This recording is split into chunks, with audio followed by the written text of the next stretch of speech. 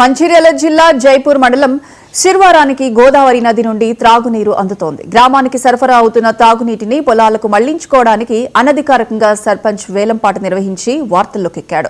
సాక్షాత్తు పంచాయతీ కార్యాలయంలో వేలంపాట నిర్వహించగా ఒక రైతు 2,16,000కు దక్కించుకున్నాడు. త్రాగునీటిని పొలాలకు ఎలా తరలిస్తారంటూ గ్రామస్తులు మండిపడుతున్నారు. వేలంపాటపై స్థానిక నీటిపారుదల అధికారులను వివరణ కోరగా తమ దృష్టికి రాలేదంటూ సమాధానం వచ్చింది. ఇలా తాగునీటిని అక్రమంగా ఎవరైనా వాడుకుంటే కఠిన చర్యలు తప్పవని అధికారులు చెప్పారు.